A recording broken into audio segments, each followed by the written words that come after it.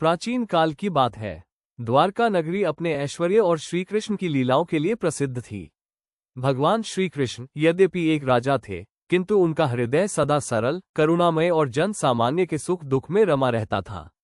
वे अपनी प्रजा की भलाई के लिए निरंतर प्रयासरत रहते। इसी नगरी में एक वृद्धा रहती थी, नाम था सुखिया मालिन। वो एक निर्धन पुष्प विक्रेता थी, जो प्रतिदिन बगीचों से फूल चुनती और श्रीकृष्ण को अर्पित करने मंदिर जाती। सुखिया बचपन से ही श्रीकृष्ण की अनन्य भक्त थी।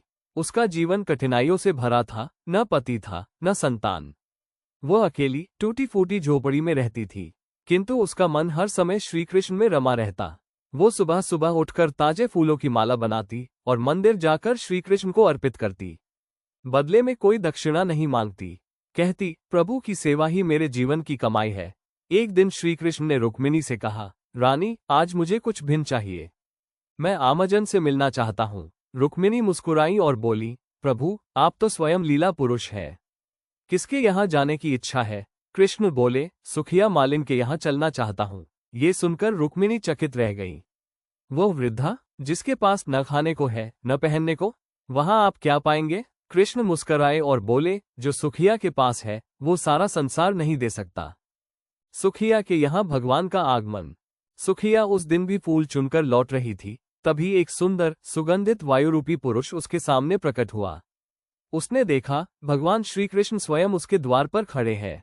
वो कांपते हाथों से प्रणाम करते हुए बोली, प्रभु, आपने मेरे कुटिया को पावन कर दिया। कृष्ण मुस्कराए और बोले, सुखिया, आज मुझे तेरे हाथों का जल और तेरे घर का भोजन चाहिए। सुखिया की आंखों से आंसू बह निकले। वो बोली, प्रभु, मेरे पास न तो चांदी की थाली है न शुद्ध घी का भोजन। मेरे पास तो सूखी रोटियां और एक लोटा जल है। कृष्ण बोले, बस वही चाहिए मुझे। मुझे प्रेम चाहिए, भोज्य नहीं। सुखिया ने अपने घर में बैठाया, अपने फटे आसन पर प्रभु को स्थान दिया। वो अपने झोंपड़ी के कोने से 2 सूखी रोटियां लाई, जिसे उसने बड़ी श्रद्धा से प्रभु को परोसा। भगवान श्रीकृष्ण ने उन रोटियों को ऐसा खाया मानो अमृत से भी बढ़कर हो। उनके नेत्रों से करुणा छलक रही थी। सुखिया के स्नेह और भक्ति से वे गदगद हो उठे। रुक्मिणी का संदेह।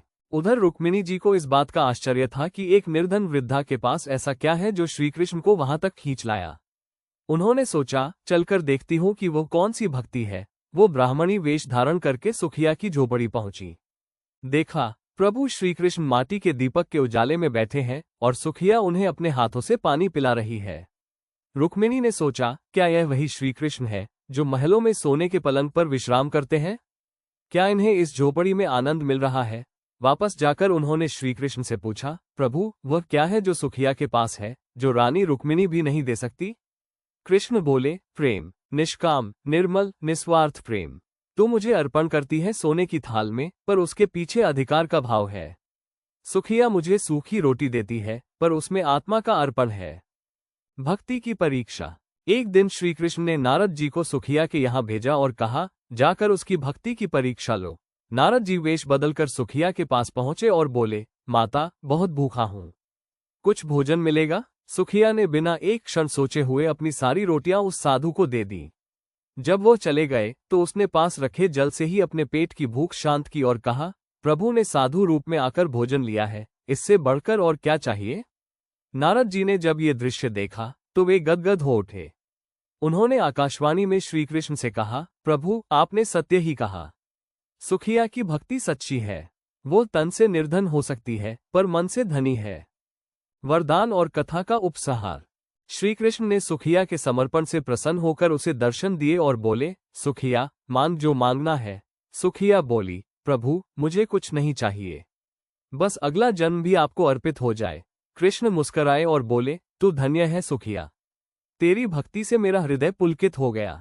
मैं तुझे आशीर्वाद देता हूँ, जहाँ भी मेरे भक्त मुझे प्रेम से पुकारेंगे वहाँ तेरा नाम भी लिया जाएगा। आज भी भारतवर्ष में जब भक्त भगवान को प्रेमपूर्वक अर्पण करते हैं तो ये कथा दोहराई जाती है, सुखिया मालिन सी भक्ति हो जिसकी, उसे स्वयं श्रीकृष्ण मिलने आते हैं। सीख। ये कथा हमें ये सिखाती है कि भगवान भक्ति के भूखे हैं, भोग के नहीं। उन्हें दिखावे की पूजा नहीं चाहिए, बल्कि सरल निष्काम प्रेम चाहिए। सुखिया ने हमें ये बताया कि श्रद्धा, सेवा और समर्पण से ही ईश्वर को पाया जा सकता है, न धन से, न वैभव से। अगर तुम्हें ये कहानी पसंद आई हो तो बताओ, क्या किसी और भक्त की कथा सुननी है?